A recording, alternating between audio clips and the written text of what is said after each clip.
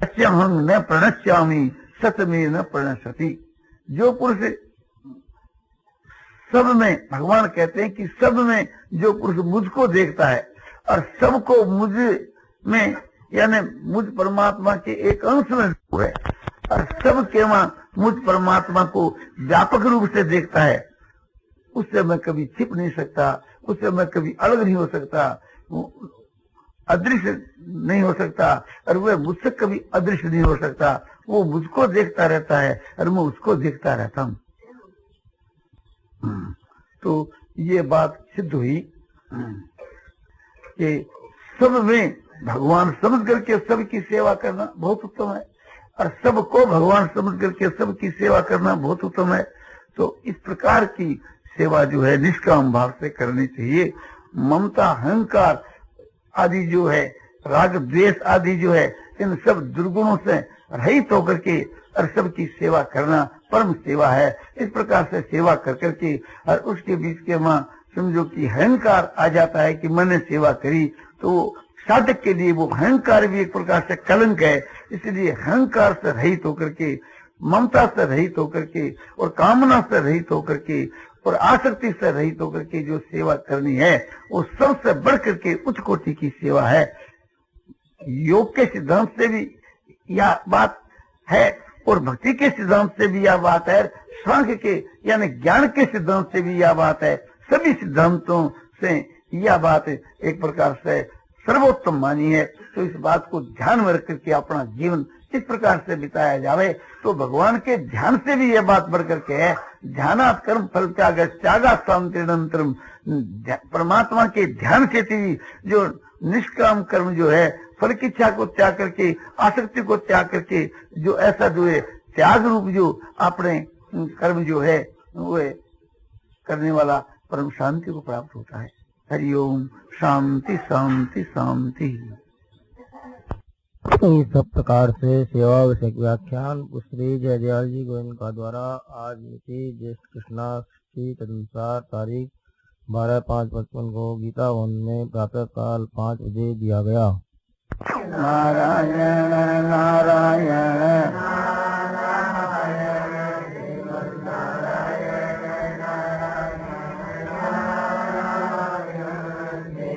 नारायण नारायण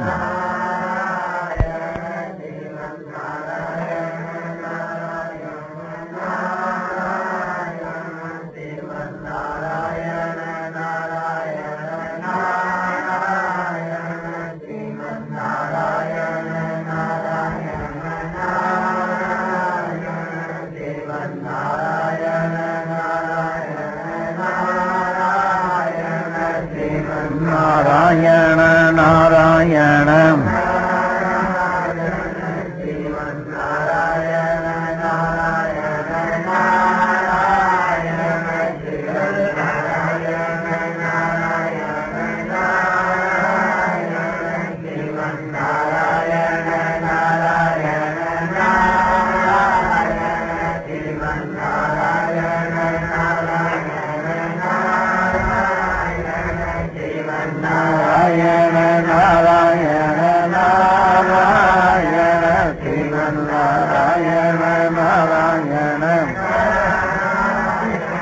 सियावर रामचंद्र की जय। मोर मुकुट वंशी वाले की जय।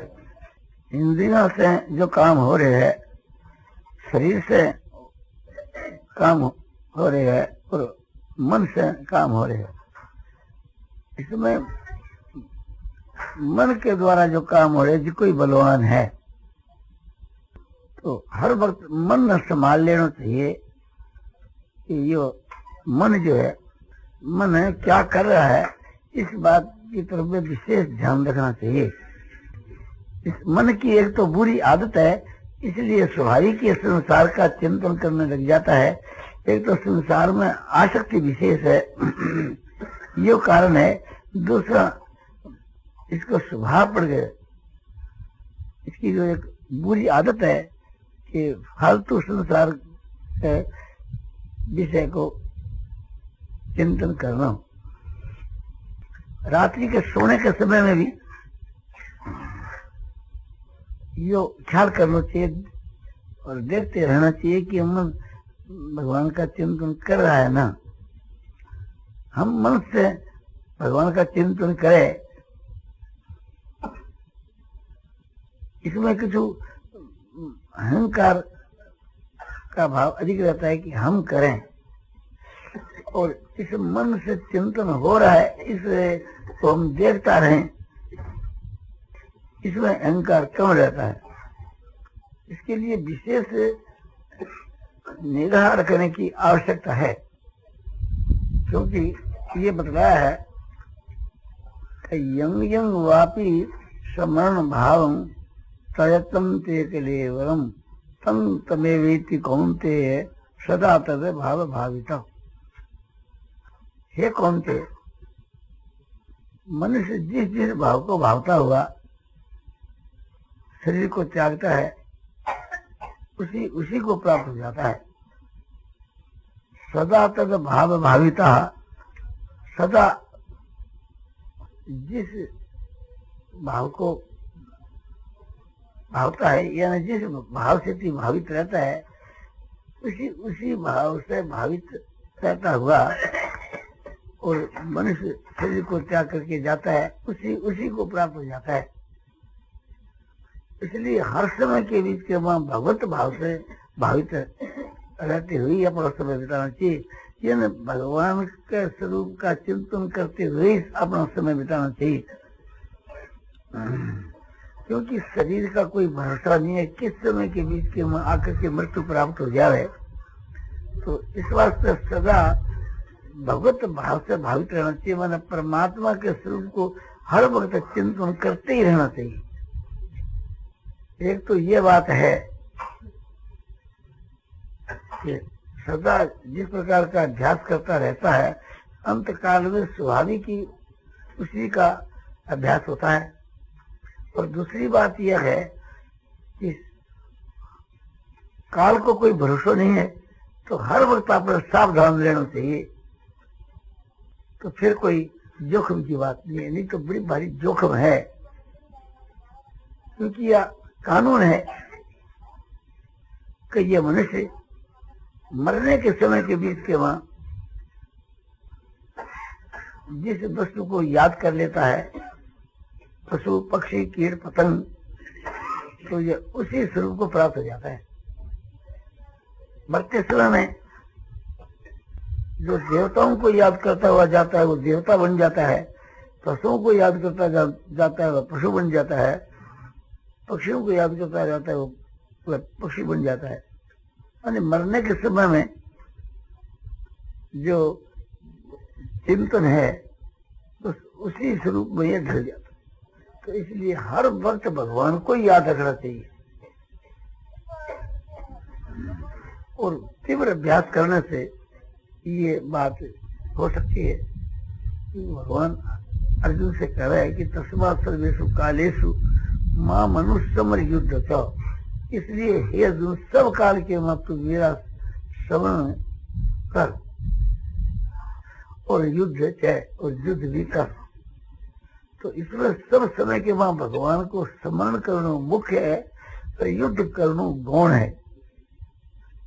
युद्ध चाहे ये समझ लिया तो युद्ध करना सुख गौण है, युद्ध भी कर। स्मरण के साथ के वहां समझो कि सब काल दिया कि सब काल के वहां मुझको तो याद रख और युद्ध भी कर। तो इससे ये बात सिद्ध होती है कि भगवान को हर वक्त याद रखना ये मुख्य बात है और युद्ध करना ये गौण बात है। इसी प्रकार से हम लोग सब अपने अपने पर घटा ले हुए तो ये बात घट सकती है। तो हम लोगों को सब समय में भगवान को याद रखते हुए ही अपने संसार की जो क्रिया है सो करनी चाहिए। इंद्रियों के द्वारा होने वाली जो क्रिया है उसकी अपेक्षा मन से जो चिंतन किया जाता है वो चीज दामी और बलवान है।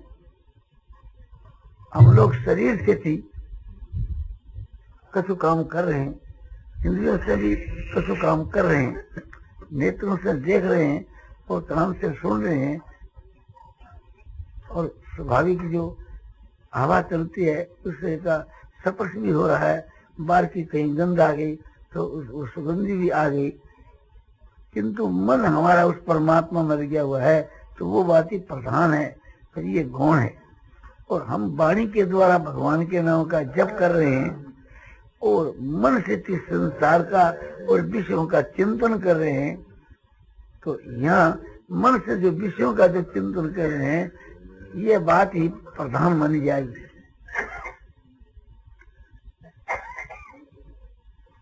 मन से हमारा ध्यान हो रहा है, इंद्रियों से गौणी वृत्ति से और कुछ कर्म हो रहे हैं, तो उसका कोई वैल्यू नहीं है।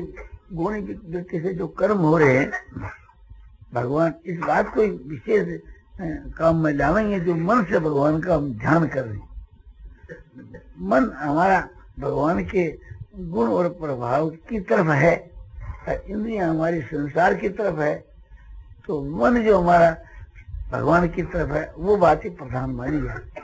और इंद्रियां जो संसार की तरफ है उससे हमारे कोई नुकसान नहीं होगा।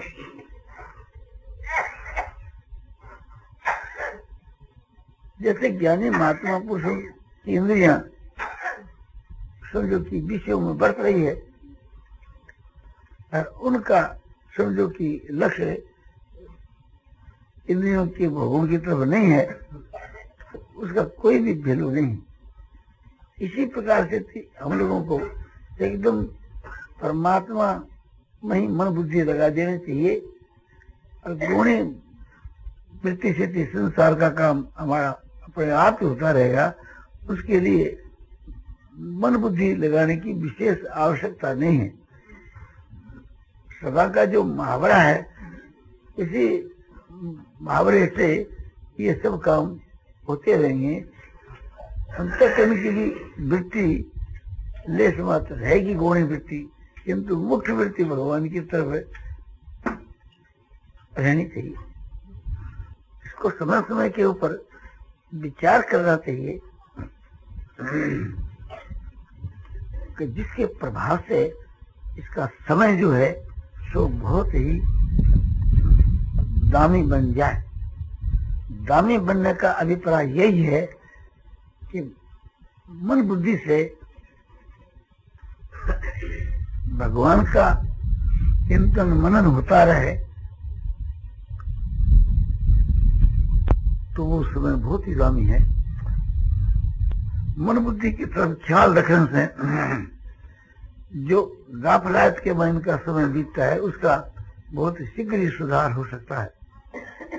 रात्रि के सोने के समय में भगवान को याद करते हुए, भगवान के स्वरूप का निश्चय करके भगवान को याद करते करते हम सोए तो बहुत रात भगवान के स्वरूप को याद करते करते सोए और साथ के वहां यदि भगवान के गुण और प्रभाव की तरफ भी लक्ष्य रहे तो और अधिक लाभ। और भगवान क्या वस्तु है इस बात का तत्व समझते हुए हम सहन करें तो और भी लाभ की बात। जब रात्रि के समय हमारे को चेत हुए यानी टट्टी पेशाब के लिए या कोई जल पीने के लिए हम उठे तो उस वक्त देख लेना चाहिए कि मन की कैसी स्थिति है, बुद्धि की कैसी स्थिति है। यदि मन के बीच के मन कोई संसार का संकल्प है तो उस समय में घोर पश्चाताप करना चाहिए कि देखो मेरी स्थिति गिरी हुई है। तो इस पाजी मन को समझाना चाहिए कि इस संसार के चिंतन करने में तेरे को क्या है सो लाभ है, क्या फायदा होता है। इसमें तो अपना पत्नी पतन है, जैसे अपने घर में बालक को समझावे इस प्रकार इस मन को समझाना चाहिए। और विशेष करके ये मन में निश्चय करना चाहिए कि ये बात एकदम निश्चित है कि मरने के समय के बीच के मन का जैसा भाव होगा, जैसा चिंतन होगा, उसी के अनुसार उसकी गति हो। इसलिए हमको हर वक्त सावधान रहना चाहिए, एक क्षण भी भगवान को नहीं भूलना चाहिए। चाहे भगवान के साकार स्वरूप का आप ध्यान रखें या निराकार का रखें या सगुण भगवान के स्वरूप का ध्यान रखें या निर्गुण का ध्यान रखें, बात एक ही है। भगवान का स्वरूप जो है, इस विषय में आपने आज तक जैसा समझा है, निर्णय किया है, बस उसी स्वरूप का ध्यान रखना चाहिए। उसी का फल साक्षात भगवान की प्राप्ति है। ये विचार भी कभी कभी करना चाहिए कि ये मनुष्य का शरीर मुझको किस काम के लिए मिला है और मेरा समय किस काम के बाद जा रहा है। क्या मेरा जो समय बीत रहा है ये ठीक है ना? ये तो नहीं है कि मैं एक प्रकार से भूल रास्ते चल रहा हूं। तो परमात्मा के विषय में मन है वो तो ठीक है, परमात्मा को छोड़ करके और किसी भी काम के वहां मन है तो हमारे लिए वो जोखिम की बात है। जब हम समझ गए तो फिर एक प्रकार ये जोखिम हम क्यों उठावें? कोई भी आवश्यकता नहीं है। किसी के समझो कि मुलाजिम में आकर के यानी एक प्रकार से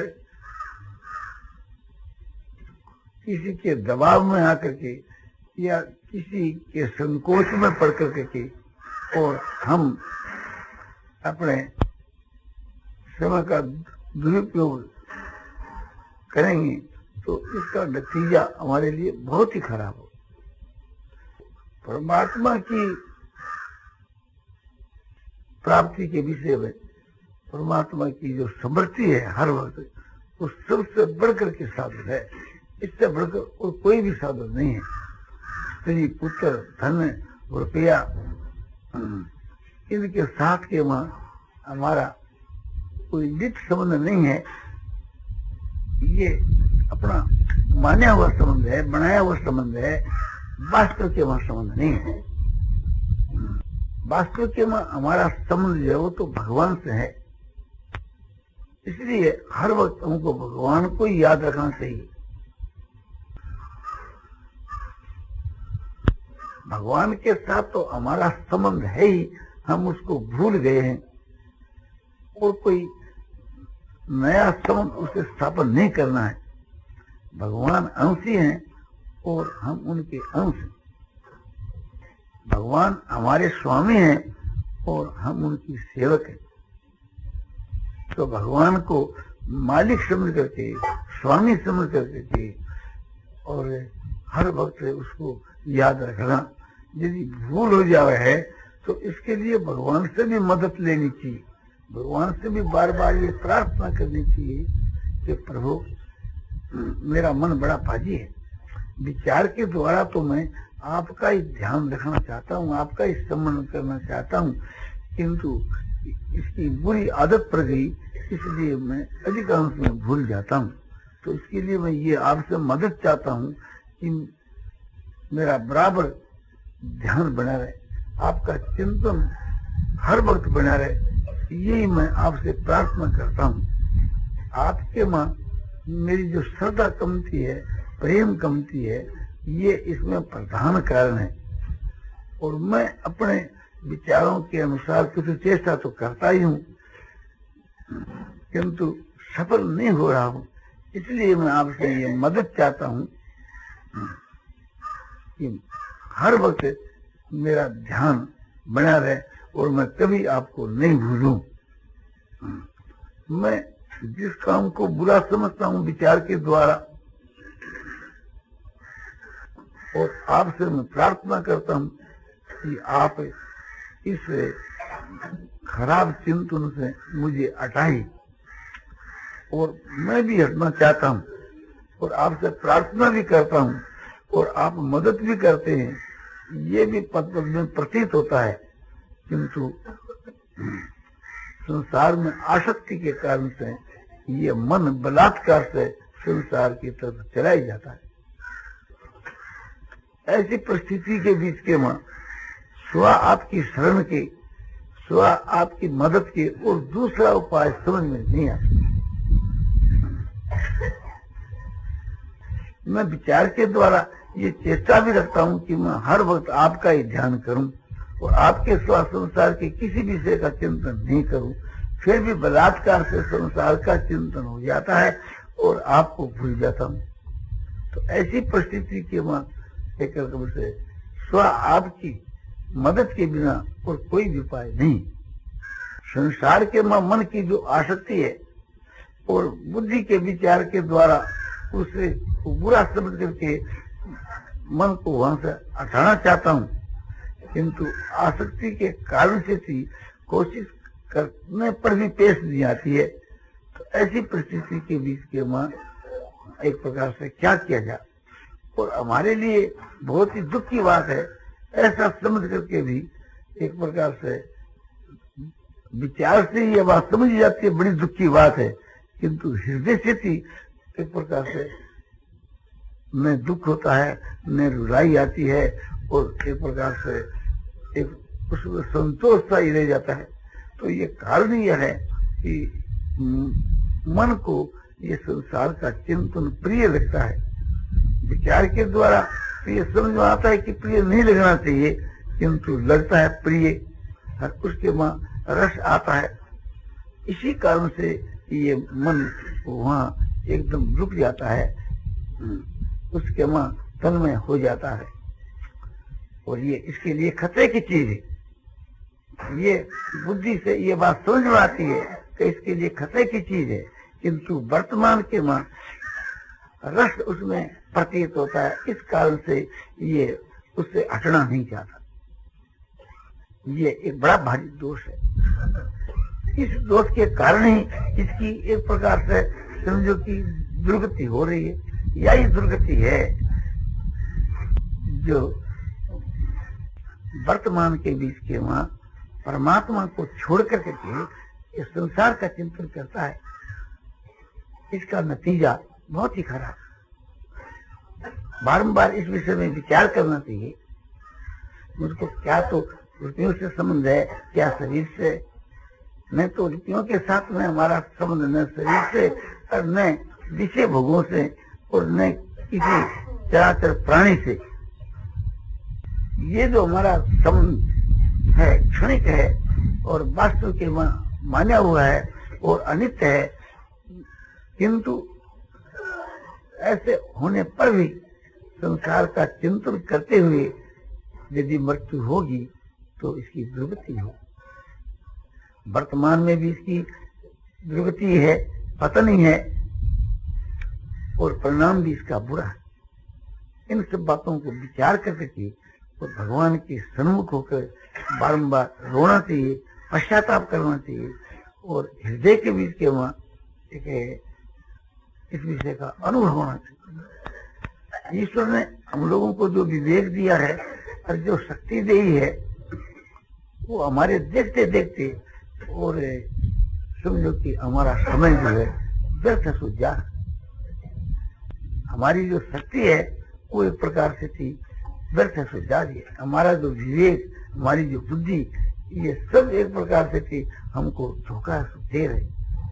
बुद्धि साथ साथ में चिता है, ये भगवान की बड़ी दया है, किंतु उस चेतावनी के अनुसार कार्य नहीं हो रहा। इसलिए बड़ी दुख की बात है। इस प्रकार से थी मन में दुखित होकर करके और विशेष कोशिश करनी चाहिए, नहीं तो महान हानि है। ईश्वर की हम लोगों पर बड़ी भारी दया है, जो ईश्वर ने मनुष्य का शरीर दिया और उत्तम देश और उत्तम काल के वहां हम पैदा हुए, उत्तम धर्म में हम पैदा हुए, और समय समय के ऊपर उत्तम विचार भी होते रहते हैं। ये सब ईश्वर की कृपा है। ईश्वर की जो समृद्धि होती है, ये ईश्वर की बड़ी भारी कृपा है। जो समय समय पर समृद्धि होती है और यह भी न होए तो हमारा क्या उपाय है? हमारा यदि अधिकार हो तो एक क्षण के लिए भी ईश्वर को हम क्यों बुलाएं? इस प्रकार से समय समय के ऊपर विचार करना चाहिए और सावधान होना चाहिए और विचार के द्वारा और आत्मबल के द्वारा संसार से मन को हटाना चाहिए और बार बार भगवान से प्रार्थना करनी चाहिए, भगवान से मदद लेनी चाहिए और भगवान मदद देते हैं और अधिक से अधिक मदद भगवान दे सकते हैं। हमको इस विषय में विश्वास रखना चाहिए कि भगवान मदद देते हैं और देंगे और भगवान की मदद से ही हमारा कार्य सिद्ध होगा। इस समय किसी अधिक लग रहा है, ये हमारी समझो कि मूर्खता, हमारा अज्ञान है और आत्मबल की कमी। तो इसके लिए भगवान से प्रार्थना करनी चाहिए कि भगवान हमारे को शक्ति देवे, ज्ञान देवे, विवेक देवे, जिसके प्रभाव से हम भगवान को एक क्षण भी नहीं भूलें।